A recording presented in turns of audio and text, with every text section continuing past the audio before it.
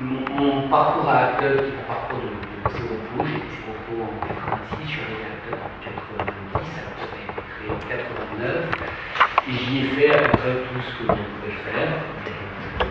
Participer à des réunions, écrire des tracts, dessiner des affiches, animer les réunions et pour devenir président un moment.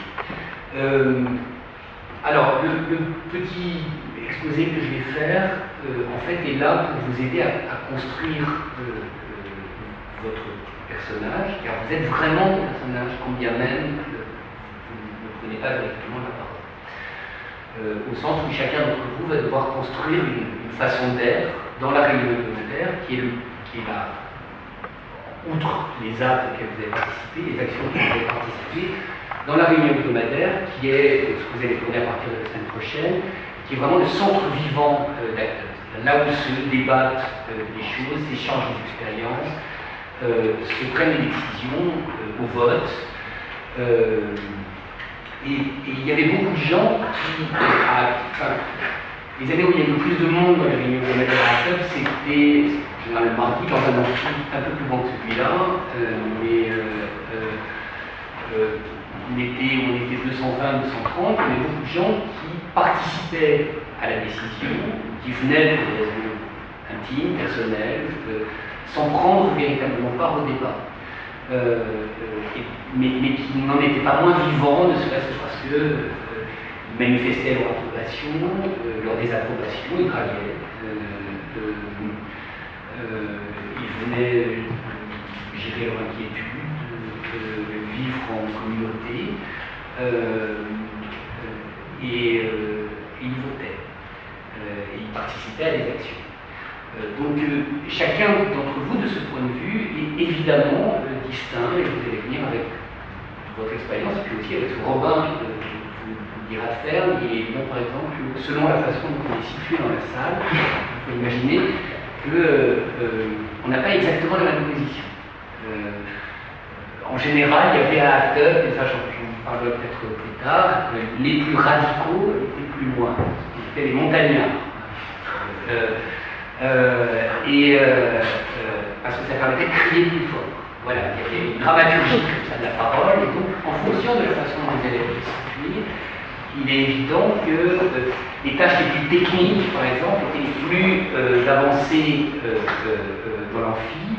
C'est ceux qui vendaient les t-shirts, qui vendaient, etc., parce qu'Acteur vivait comme ça à l'époque.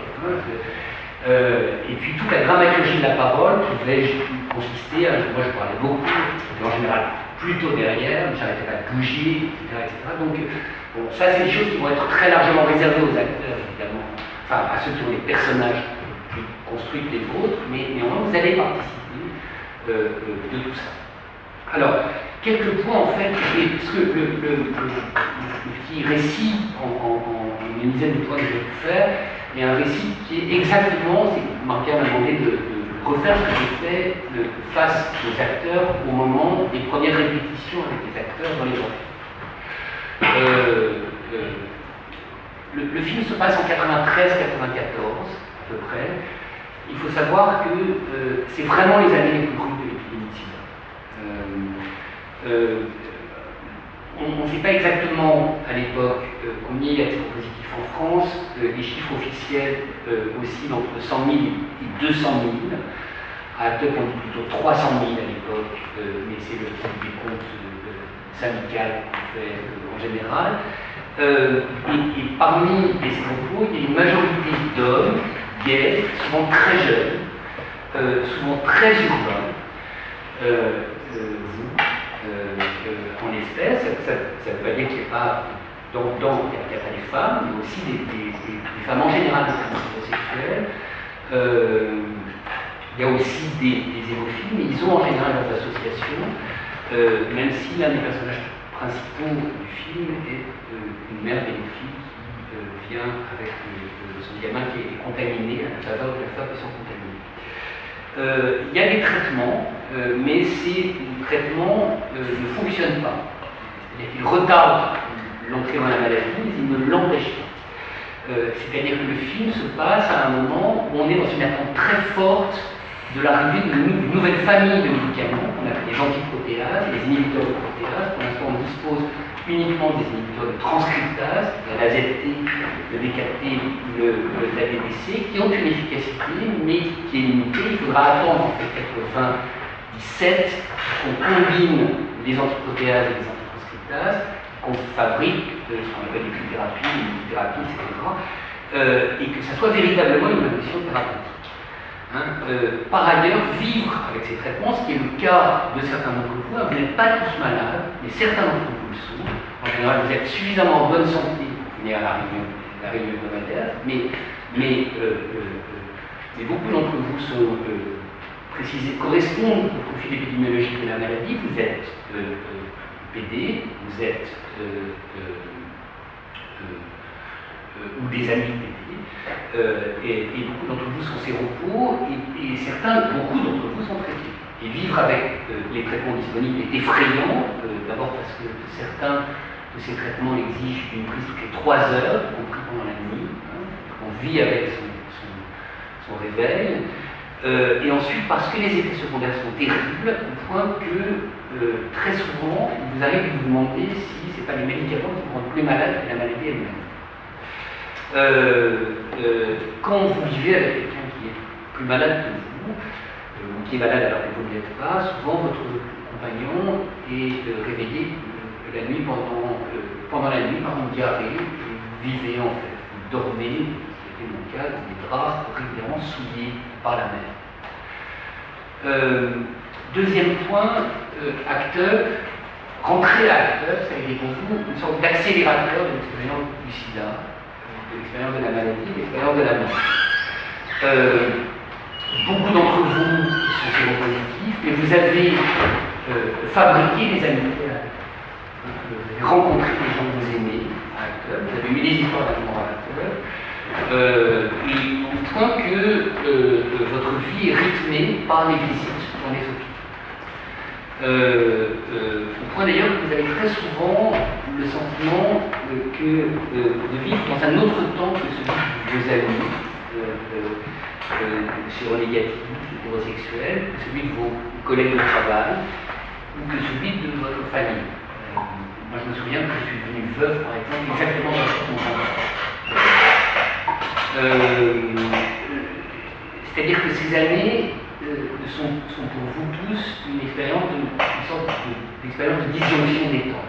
Vous ne savez plus exactement dans quelle époque vous vivez, et vous vivez le sida comme une guerre, mais c'est vraiment une guerre à bas bruit. Troisième point, ça fait déjà assez longtemps au moment du film que les premiers cas de sida ont été identifiés. Les premiers cas de sida sont identifiés au début des années 80, et très vite à l'époque, les médias ont parlé de cancer gay.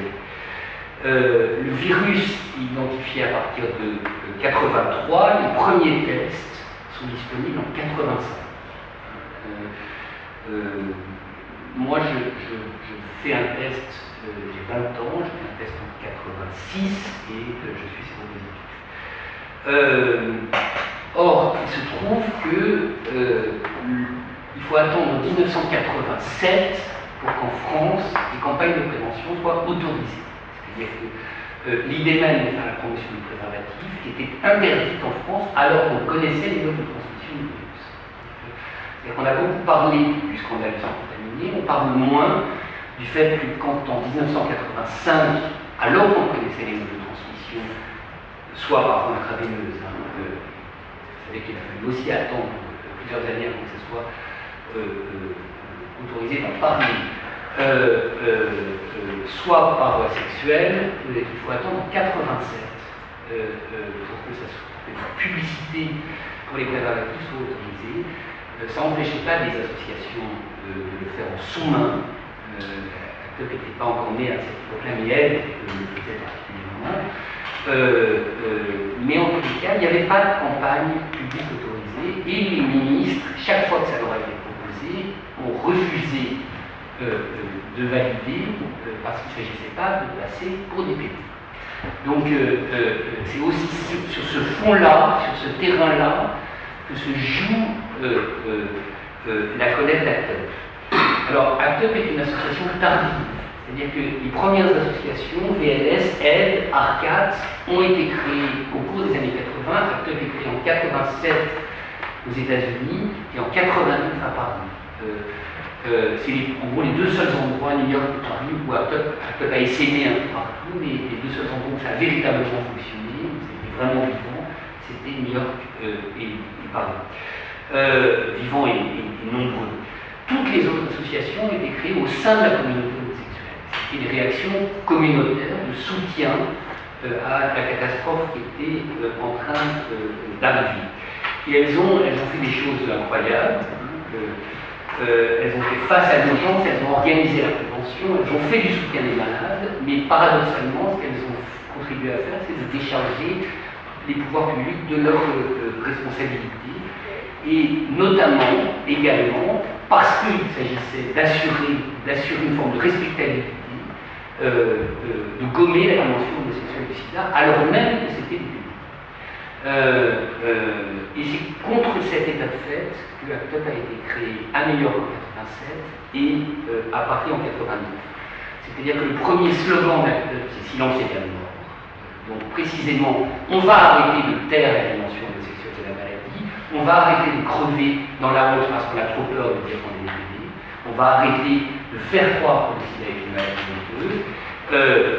Silence égale mort sera décliné ensuite sous pour participer à des actions de ça, par exemple, action égale vie, colère égale action, etc. Et son premier symbole, c'est un triangle rose, qui est le triangle de la déportation homosexuelle, mais retourné, la tête en haut. Alors que le triangle de la déportation homosexuelle par les nazis était ça, et la tête en bas, façon de dire qu'il ne s'agit pas de mourir dans la honte. On va mourir, et au moins on aura fait quelque chose. Act Up est un acronyme en anglais, AIDS Coalition to Unleash Power, coalition contre le sida pour libérer le pouvoir, et de fait le premier geste d'Act Up est un geste transgressif.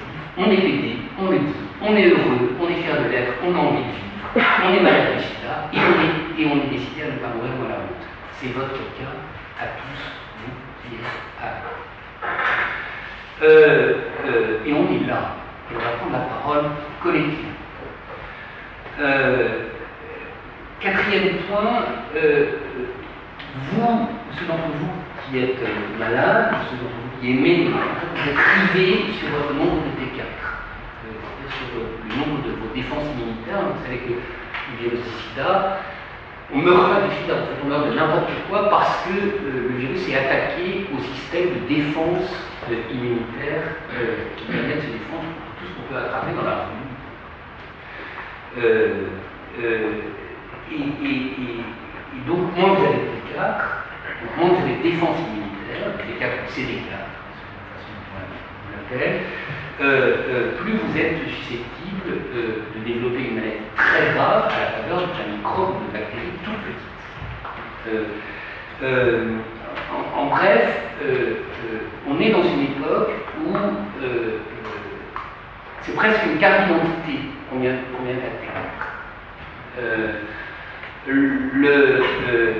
D'autant qu'à l'époque, on ne sait pas encore ce qu'on appelle un sida déclaré. Il y a des médecins qui disent que le sida est déclaré à moins de 500 T4.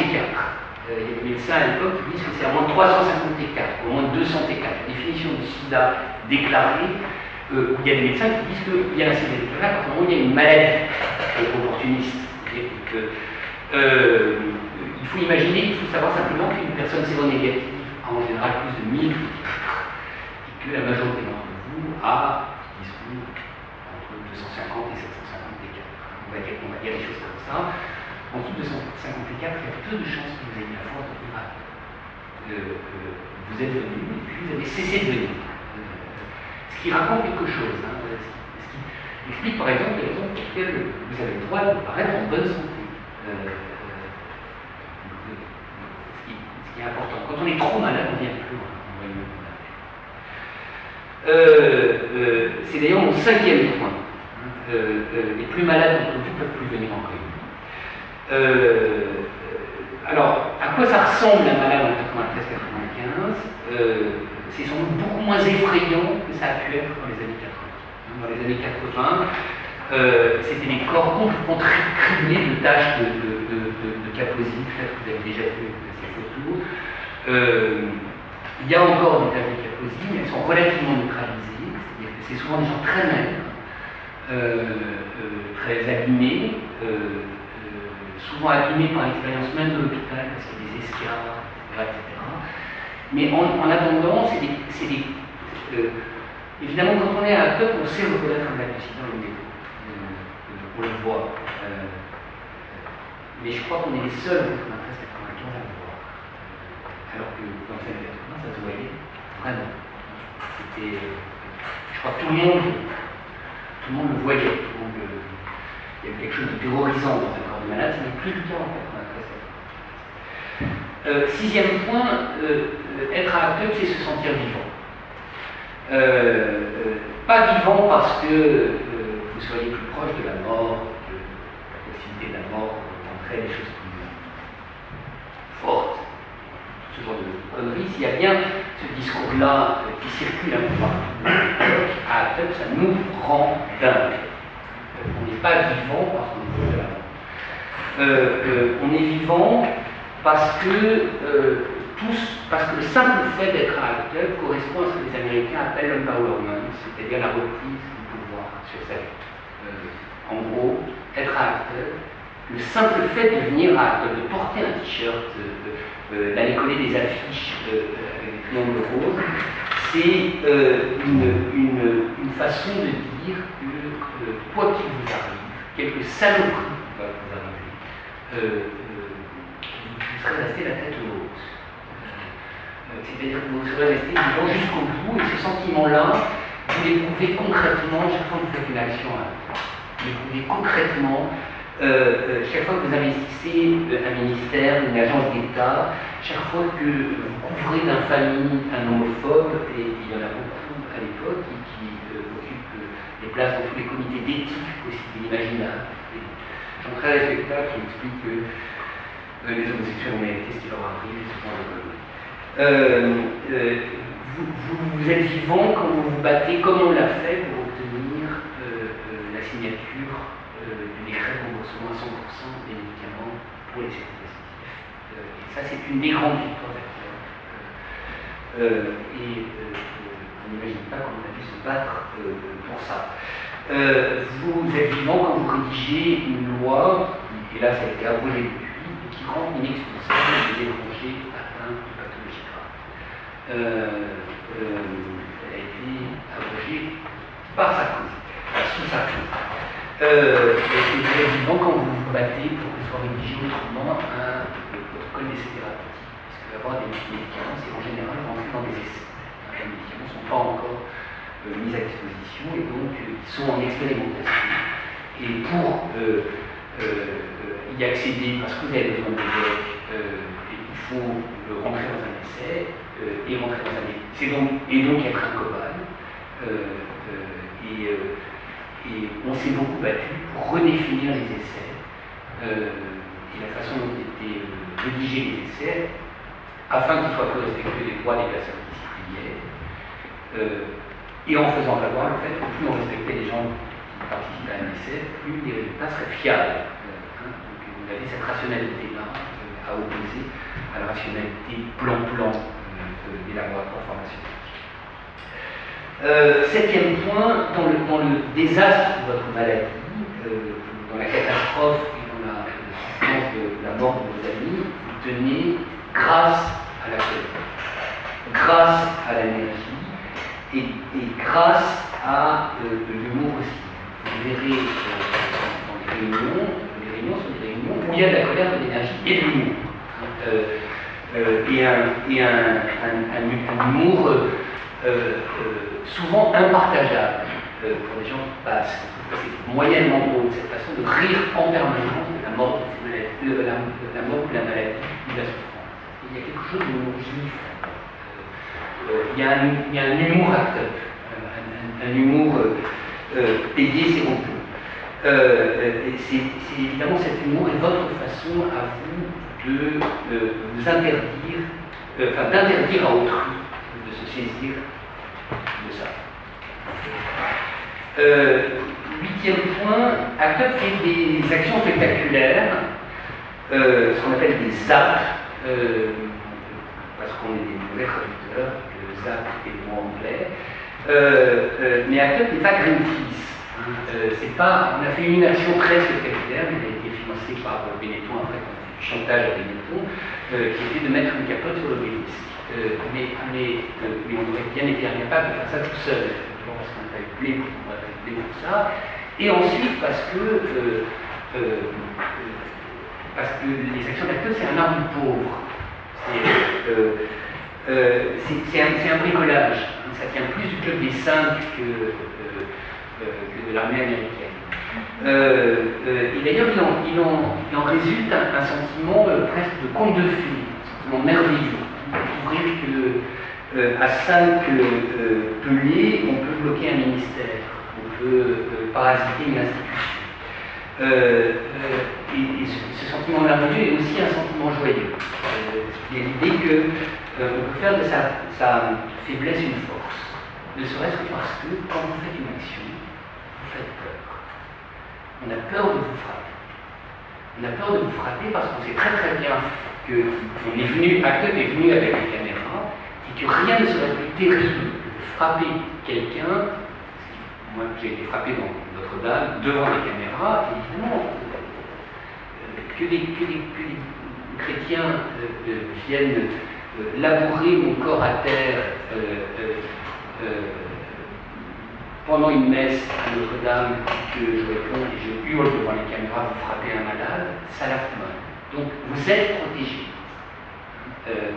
Vous êtes vraiment, vous avez un sentiment de puissance qui est lié précisément à votre faiblesse. Vous êtes protégé, vous êtes également par le fait que vous faites peur. Évidemment, on sait que vous n'êtes pas contaminant. Il n'en reste pas moins, vous n'êtes pas contaminant au sens où finalement le virus ne se transmet pas si facilement que ça. Il n'en reste pas moins qu'il y a encore des fantasmes comme ça. Donc vous faites peur et ça vous procure une puissance paradoxale qui explique très largement d'ailleurs l'efficacité des actes et des actions. Septième point, Act Up n'est pas paramilitaire. Alors évidemment, il y a toujours des gens à l'époque qui s'inquiètent du fait qu'on a les cheveux tondus, on a des bombers, on a des Doc Martens, bref, on a des livres. C'était la mode de BD à l'époque, mais c'était aussi le style fasciste à l'époque. Mais en attendant, il y a un choix de ça. Pas seulement parce que c'était la mode, mais aussi parce qu'il s'agissait de donner aussi, fournir une autre image du malade. C'était une image violente, mais d'une violence que vous estimez tous symbolique, et qui évidemment sans commune mesure avec la violence réelle que vous éprouvez. C'est-à-dire c'est une image de malades qui savent courir comme des petits lapins, qui hurlent à plein poumon, qui peuvent se mettre à terre, faire ce qu'on appelle du dying, se coucher à terre, mimer les morts du sida, qui se relèvent. Et à cet égard, Act Up est bien plus artiste que paramilitaire. On fait des performances. Même si on se méfie du théâtre de rue, etc., on est dans la production symbolique en permanence, d'où l'importance d'ailleurs de la charte graphique, d'où l'importance de la beauté des affiches, d'où l'importance de tout ça. Et de ce point de vue, d'ailleurs, Act Up n'est pas paranoïaque avec les médias, parce qu'on a besoin des médias. On est quand même dans une époque, non seulement on n'a pas de téléphone portable, mais par ailleurs, on est dans une époque où il n'y a pas non plus une aide pour produire ses propres images. Donc on a besoin des médias pour que les médias produisent des images de nous. Or, les médias cherchent à cette époque-là, parce que le sida est en train de devenir un sujet, enfin, au début des années 90, ils cherchent des images de malades. Et donc il s'agit de produire des contre-images de malades face aux images disponibles, qui sont des images christiques, des malades souffrants, etc. On va sortir le malade de l'hôpital en le montrant dans la rue et en train de combattre. C'est ça, véritablement, la stratégie d'acteur, qui est de fournir aux médias des images clés en main. Et pour leur fournir des images clés en main, il faut les séduire, et les séduire, c'est fabriquer des réseaux. Huitième point, et ça concerne directement ce que vous allez faire à partir de la semaine prochaine. La première fois que vous êtes arrivé à l'acteur, vous êtes arrivé dans la réunion hebdomadaire. On n'arrive pas dans une action, on arrive, c'est à la fois le centre vivant de l'association, mais aussi le sas de l'association. Après, on peut aller dans les commissions, dans les groupes, etc. Mais vraiment, le lieu communautaire d'acteur, c'est la réunion hebdomadaire. Et vous, et là je crois que je peux parler pour tous les gens d'acteur, tous les gens qui sont restés, vous avez été stupéfaits par l'intelligence collective ici déployée. Vous avez été, pour beaucoup d'entre vous, et ça a été vraiment mon cœur, vous n'aviez jamais vu autant d'intelligence rassemblée, et cette intelligence n'a évidemment rien à voir avec le niveau de diplôme. Ça a à voir avec ce que c'est qu'un agencement collectif qui fait cette intelligence, elle tient au fait que tout s'y tient.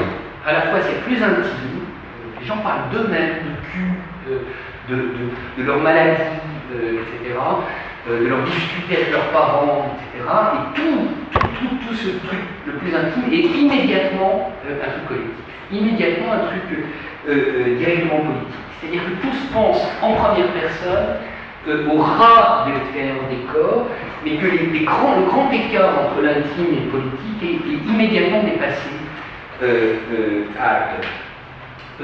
Intelligence aussi parce que l'urgence dans laquelle vous êtes, il s'agit de... Il faut imaginer que toutes les réunions commençaient par l'annonce d'un mort. Et l'urgence dans laquelle vous êtes exige d'inventer sans cesse. Et à cet égard, Actop est pour vous tous, je crois, en tout cas pour vous tous si vous restez à Actop, et c'est votre cas dans le film, comme une sorte d'université. Vous acquérez à Actop des savoirs qui vous permettent par exemple d'avoir une discussion serrée avec votre propre médecin. Très souvent, vous en savez plus que votre médecin généraliste sur le sida. Vous y découvrez aussi des puissances que vous ignoriez. Alors, je sais bien que vous n'aurez pas véritablement à prendre la parole, mais parler en public, considérer un ministre comme son égal, et de fait, et ça peut-être ça me concerne plus directement, il y avait une sorte de...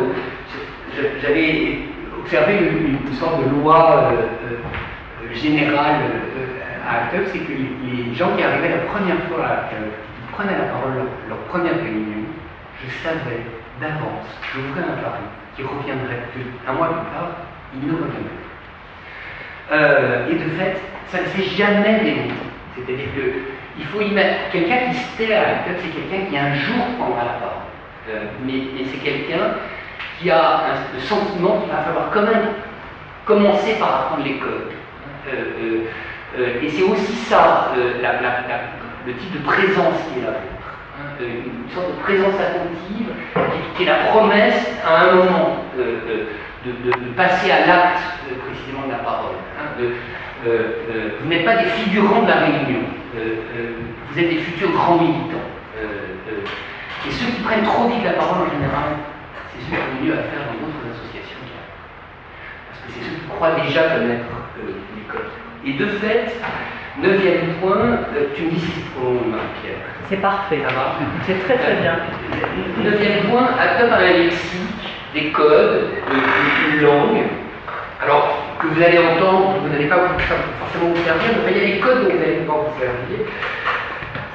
D'abord, il y a des acronymes un peu barbares, HIV, VIH, T4. Il y a des acronymes encore plus barbares sur les institutions, AFLS, ANRS, mais ça en général, ce qu'on appelle les facilitateurs qui préparent, qui présentent la réunion, pour les nouveaux et pour les gens qui ne sont pas censés savoir, et pour les spectateurs par la même occasion, diront ce que c'est. AFLS, c'est l'Agence française de lutte contre le sida, qui à l'époque est dissoute, notamment en raison de l'hostilité d'Actop.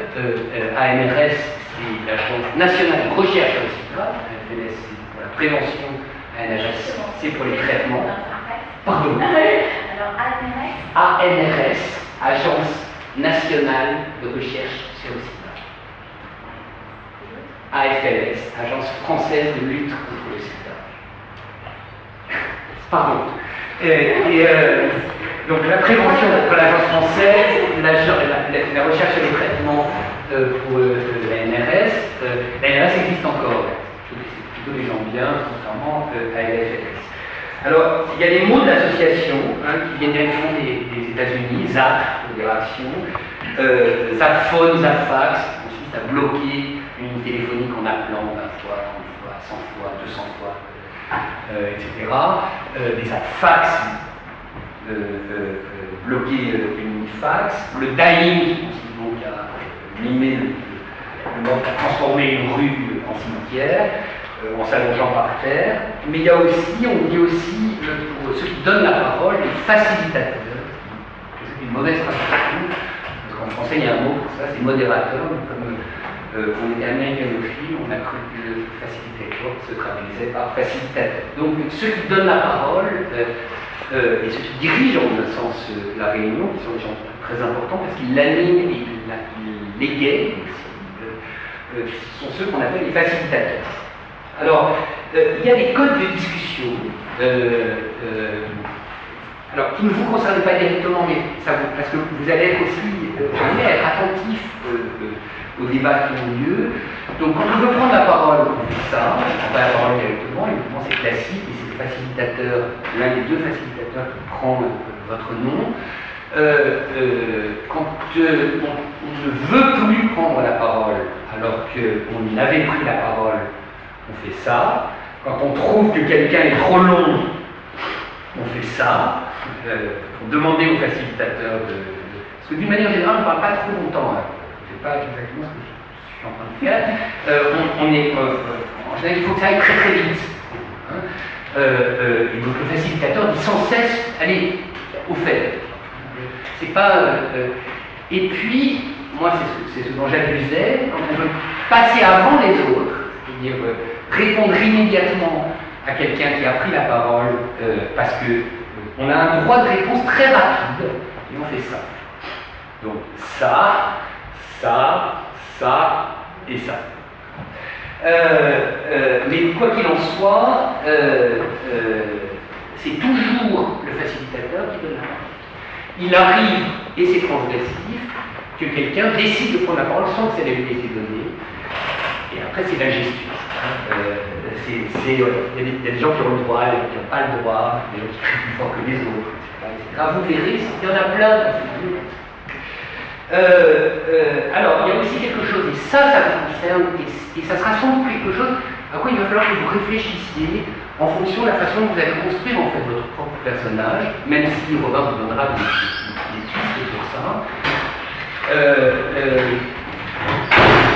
C'est comment on fait quand on est content et comment on fait quand on n'est pas content. Quand on veut saluer une intervention, on fait ça. Soit que la personne qui parle puisse continuer à parler sans que ça soit... il n'y a pas d'applaudissement. Donc sans que ça interrompe la parole. En revanche, quand on est contre quelque chose qui vient d'être dit, ou quand on veut manifester le fait qu'on n'aime pas à la jupe, voilà.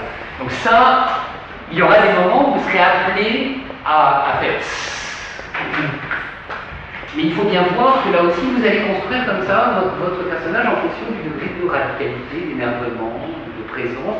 Certains d'entre vous, par exemple, sont très peu.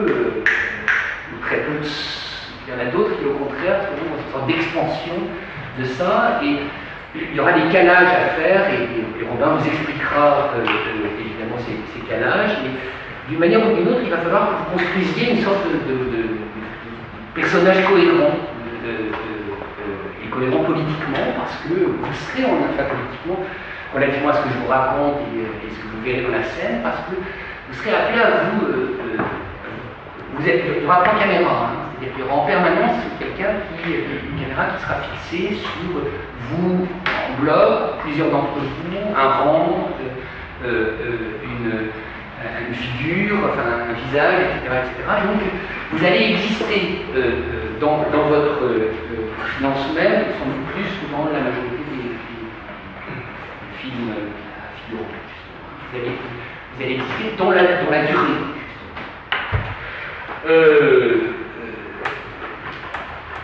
Vous pouvez rire aussi, hein. Il y a un humour, cet humour dont je parlais tout à l'heure. 10e point, à Acteurs on dit PD, on dit Gwyn, on dit Tapiole, on est les premiers à le dire, aujourd'hui on dit beaucoup plus, mais à l'époque on dit, c'est-à-dire qu'il y a une stratégie comme ça de récupération de l'intégralité des insultes. C'est comme ça que ça se fait. Précisément parce que dire que je suis PD, c'est interdire aux homophobes de m'appeler PD, c'est rendre plus compliqué pour eux de m'appeler PD. Donc il y a une stratégie linguistique. De la même façon, à Acteurs, on s'embrasse sur la bouche. Quand on se croise, je dis bonjour, on s'embrasse sur la bouche. Alors il y en a qui ont embrassent sur la bouche, mais c'est des bandits.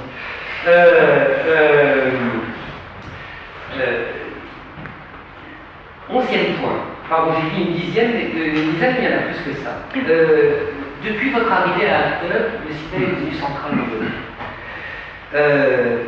Soit parce que vous êtes malade, des rendez-vous médicaux, parfois plusieurs fois par mois, parfois plusieurs fois par semaine. Certains d'entre vous sont atteints de toxoplasmose pulmonaire, et qui vous contraint à aller passer une heure tous les 2 jours avec un aérosol qui vous respirez de l'antibiotique. Il y a évidemment aussi les visites des amis dans les hôpitaux. Elles se sont multipliées depuis que vous êtes à Acteurs parce que vous y avez fait des amis. Mais il y a aussi le rythme spécifique de l'association. Vous venez toutes les semaines en réunion hebdomadaire, puis en réunion hebdomadaire, on va vous demander de vous inscrire pour faire des actions. Donc vous allez venir à une action ou un ticketing hebdomadaire, donc une manif hebdomadaire dans le ministère de la Santé. Sans compter le fait qu'il y ait des commissions, des groupes de travail sur tel ou tel sujet, le sujet de la prison, le sujet des traitements, le sujet des toxicomanies, des groupes de travail plus techniques comme l'écriture, la fabrication des objets, des pancartes, etc.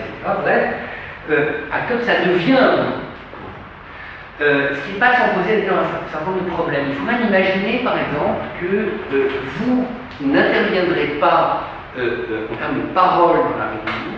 C'est sans doute parce que vous avez un boulot par ailleurs, et qui ne vous permet pas d'être aussi disponible que d'autres à Acteurs. Moi j'étais prof, il y a un avantage de prof, c'est que l'emploi du temps est évidemment plus flexible. Il y avait des chômeurs aussi. Ceux qui avaient des horaires du bureau, c'était plus compliqué pour eux d'être dans un rapport très actif. Ils venaient en réunion, et c'est souvent votre cas. Il faut imaginer hein,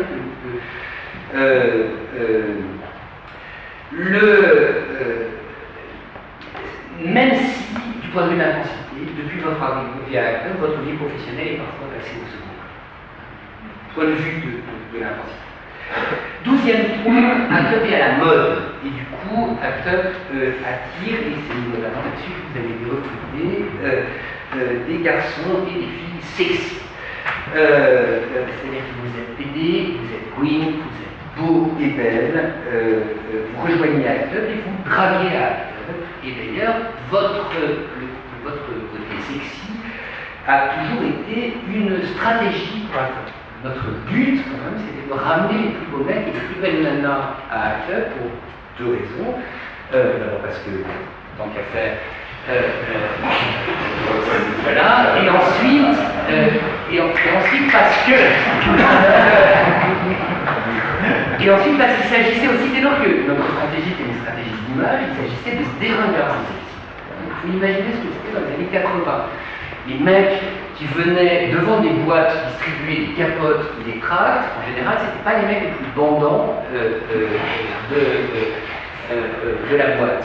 Donc nous, il fallait en gros que les mecs d'acteurs et les nanas d'acteurs soient juste les plus excitants. Et 93-94, après ça s'est un peu gâté, mais 93-94 c'est le moment, alors vraiment c'était super. Le 14e point, vous allez à des enterrements. Alors il faut imaginer donc vous allez danser. Ça, c'est sûr. C'est un moment assez important de la house à l'époque. Act Up a été créé notamment par Didier Estrade, qui était le journaliste disco Libération. Et donc il y a ça. En même temps, il faut imaginer que vous allez très souvent à des enterrements. Alors vous avez une expérience un peu bizarre, un peu pénible, forte, c'est que aux enterrements, vous entendez exactement la même musique que dans les clubs où vous allez danser. Parce que quand même le genre du PD séropositif qui vient de le dire, c'est que faire sa playlist, on change à peu près tous les ans parce qu'on ne meurt pas immédiatement. Et donc on n'arrête pas de rayer des trucs, de rajouter quelque chose. Et évidemment, c'est les tubes du moment, les tubes de club du moment. Donc ça rend un peu étrange, évidemment, le fait de recommencer à danser après avoir entendu Chante des mots, par exemple, dans un enterrement. Chante des mots, Distal, qui était une sorte de tube d'enterrement de l'époque. This time, oui, tu disais que cette fois-ci, cette fois-ci, ça allait être le bon coup.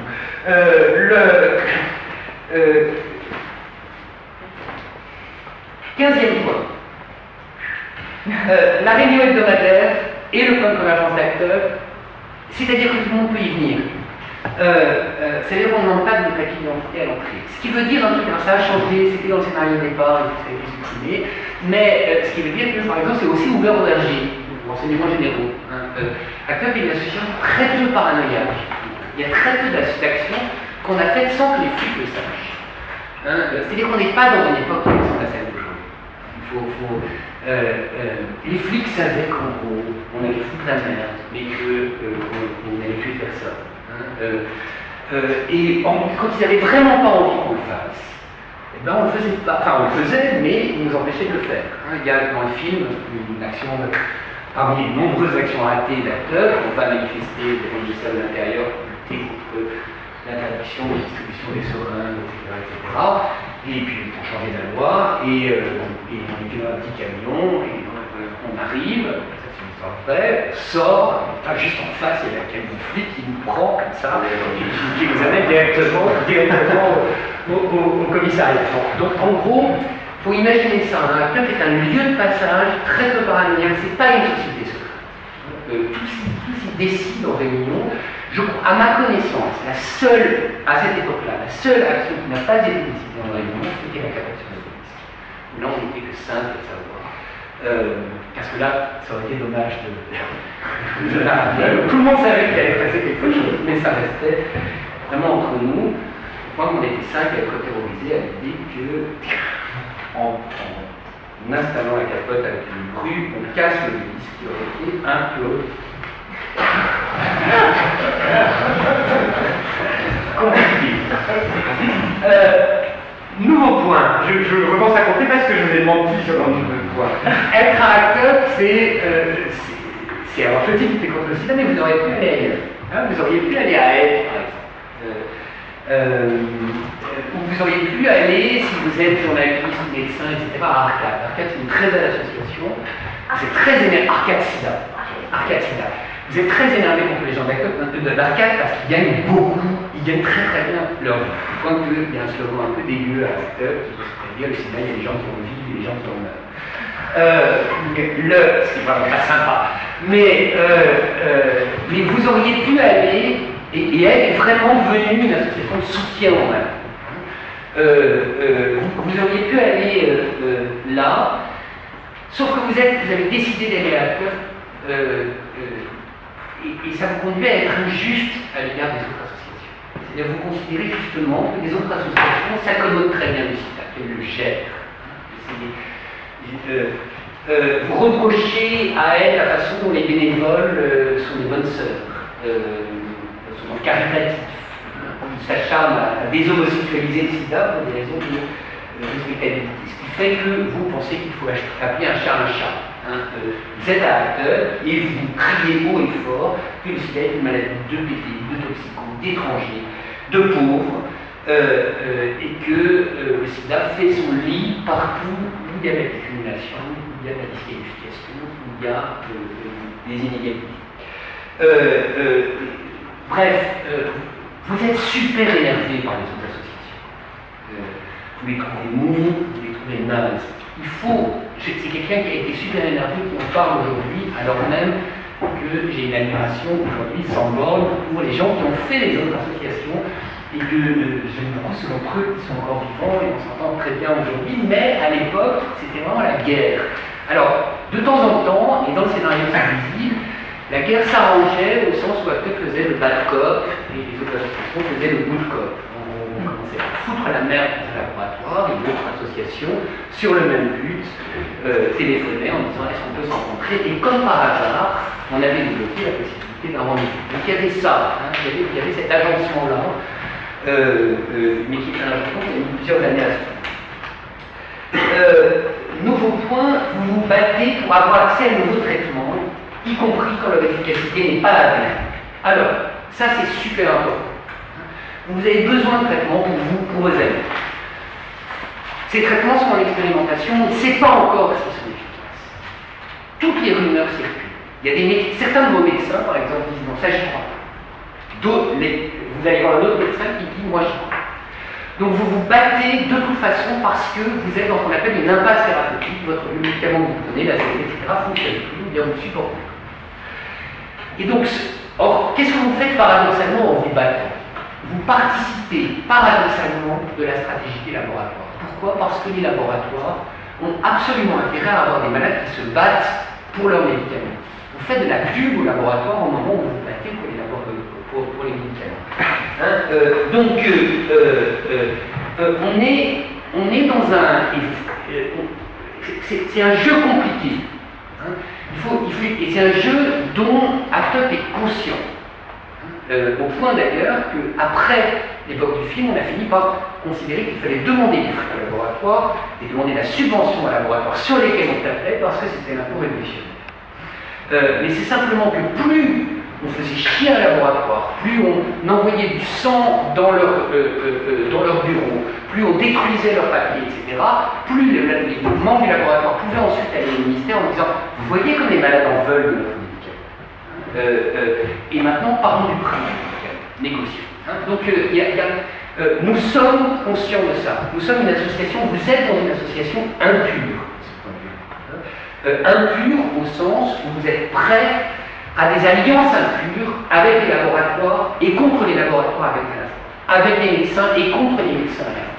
Il faut savoir par exemple que quand vous étiez à ACTUB, quand on était à ACTUB, très très souvent des vieux militants nous reprochaient d'être impurs, nous reprochaient de faire le jeu du capitalisme par exemple. ACTUB est une association de gauche, très clairement, mais d'une gauche qui est peu soluble dans une gauche traditionnelle française. Il y avait quelque chose, simplement parce que, et on avait besoin de leur dire que nous, on avait besoin de ce putain de traitement. C'était vraiment important. Important. J'ai presque fini, il reste trois petits points. Vous vivez dans un monde homophobe. Bien plus homophobe.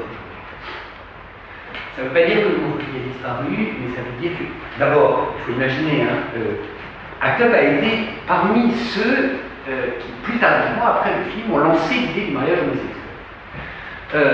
Sauf qu'au moment du film, on nous parlait de mariage et on rigolait comme des bossus. D'abord parce qu'on avait beaucoup de chats à fêter, et ensuite parce qu'en fait c'était une institution ridicule. En gros, qui nous a donné l'idée du mariage? Christine Boutin.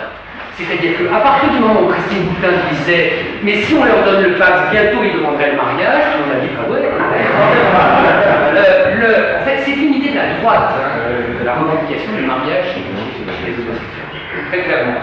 Et donc on s'est battu résolument pour le mariage au nom de l'égalité. Mais il faut imaginer que c'est une idée impensable à l'époque. Alors qu'est-ce que ça veut dire vivre dans un monde homophobe? Il faut... pour beaucoup, encore en 93-94, même si les choses sont en train de changer, le sida est une maladie méritée.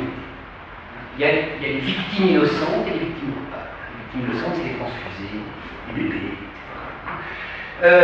Les victimes coupables, c'est les bébés, et alors se développe à l'époque un extravagant discours de psychanalystes chrétiens, on va dire des choses comme ça, mais pas seulement, aussi d'intellectuels de gauche. C'est la maladie de ceux qui font l'amour sans l'amour. Bref, c'est la maladie de ceux qui n'ont pas la capacité de s'affronter à la vérité, l'autre.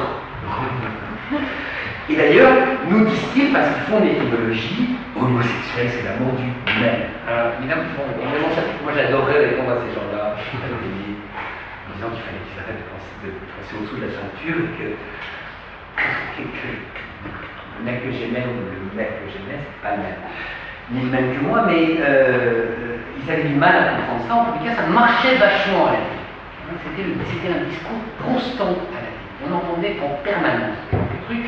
Évidemment, une fois qu'on avait dit ça, ils pouvaient nous expliquer qu'on était responsable de la mort de millions d'innocents.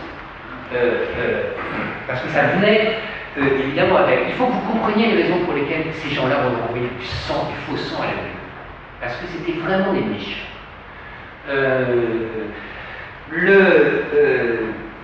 Donc sans cesse, vous devez, et autour de vous, même dans votre famille, vous affronter au partage entre les bons malades et les autres. Dans le milieu médical, ce discours circule.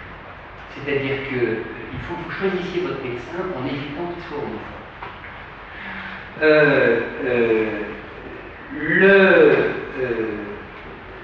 Alors, l'homophobie et la toxophobie, enfin, les toxicos sont aussi des malades responsables, enfin, coupables de ce qui leur est arrivé. Depuis que vous êtes rentré à Acton, il se pourrait bien que cette homophobie vous soit encore plus quotidiennement au visage qu'auparavant, parce que simplement vous êtes plus vigilant. Vous savez que le nombre de ceux qui meurent du sida meurent sans parler du fait qu'ils sont malades à leurs parents parce qu'ils ont trop peur que leurs parents sachent qu'ils sont vivants. Voilà. Vous savez aussi lire. Je peux vous raconter une des histoires qui m'a mis le plus en rage, vraiment une des plus grandes militantes extraordinaires, qui est sans doute celle qui s'est battue pour le dépistage des cancers du col de l'utérus chez les femmes, parce que le VIH, le virus du sida, augmente les risques de cancer du col de l'utérus, et qui s'est battue pour les antinucléaires. Elle était fille d'un prof au Collège de France. Elle était juste admirable, mais vraiment admirable. Elle est morte dans des conditions absolument atroces. C'est-à-dire que son cerveau s'est détruit. Pendant les 3 derniers mois, c'était un enfant. Elle parlait comme un enfant. Les annonces que sa famille a passées, c'était une militante publique. Elle n'était pas morte aussi. Et quand nous, on a passé une annonce dans les journaux en disant que Nathalie Dagron était morte du sida, ils nous ont fait un procès. Dagron. Ils nous ont menacé de faire un procès, finalement ils n'ont pas fait. Mais ce que je veux dire. Pardon. La fille du docteur Dagron. Non, la fille du professeur d'histoire byzantine au Collège de France. Voilà, c'est une maladie honteuse. C'est dans ce contexte que vous allez construire vos personnages. En bref, quand vous lisez le journal, et vous lisez souvent l'idée, parce qu'à l'époque, on lit l'idée, et plus l'idée qu'aujourd'hui, quand vous lisez l'idée et que vous lisez qu'un jeune homme ou une jeune femme est mort d'une longue maladie, il y a de fortes raisons de penser que c'est du sida. En bref, vous savez que lutter contre le sida, c'est lutter contre le monde. De même que vous savez que lutter contre le sida, c'est lutter pour une réforme des prisons, précisément parce que vous savez qu'on ne peut pas être séropos en prison sans que ça augmente les risques de développer la maladie. De même que vous savez que lutter contre le sida, c'est lutter pour une réforme de la loi sur la toxicomanie, parce que tant qu'il y aura cette loi sur l'interdiction de la toxicomanie, il n'y aura pas de possibilité réelle d'accéder aux toxicomanes pour leur apprendre à se chuter proprement. De même, et tant qu'il y aura cette loi, il y aura beaucoup de toxicos ou de dealers dans les prisons, avec les raisons que vous savez. En bref, très vite à Acton, lutter contre le sida, c'est-à-dire lutter contre quelque chose de très local, en fait, ça devient un programme politique global. c'est lutter pour une autre éducation, c'est lutter pour une autre prévention, c'est lutter pour un autre système de santé, c'est lutter, etc., etc. Donc c'est un projet politique global. Il y a ce mouvement d'expansion à acteurs absolument constant qui en fait une sorte de groupe politique radical paradoxal. C'est-à-dire que l'horizon d'acteurs, c'est pas la révolution. Et paradoxal aussi parce que l'universalisme d'acteurs est inscrit dans une dimension communautaire très très forte, et néanmoins, néanmoins un projet universel. Simplement parce qu'acteurs croient qu'il faut homosexualiser la lutte contre le sida, il faut féminiser la lutte contre le sida, il faut toxicomaniser la lutte contre le sida, etc., etc. Donc, de proche en proche, la lutte contre le sida amène à lutter contre un nombre considérable de dimensions de l'organisation sociale et politique. Tout dernier point, et ça sera fini. Acteur est une franchise, c'est pas une multinationale. C'est-à-dire que si vous habitez à Agen, par exemple, vous pouvez créer un acteur. Personne ne vous demandera quoi que ce soit. Acteur, ce n'est pas humain. Et Acteur Paris s'est créé sans demander l'autorisation à Acteur New York. Ce qui est un drôle de système de confiance. Au point qu'après, il y a eu des acteurs à San Francisco, à Londres, à Berlin, à Sydney, même si, et par exemple, entre Acteur San Francisco et Acteur New York, c'est très rude, parce que vous n'avez pas du tout la même politique avec un médicament, et ça posait des problèmes d'image. Ces problèmes d'image n'ont jamais été résolus par une prise de pouvoir et une centralisation. Que Acteur Paris soit l'acteur le plus vivant après, mais avec Acteur New York, ça vous rend super fier. C'est-à-dire qu'au 93-94, honnêtement, vous êtes super fier d'appartenir à cette association. Voilà.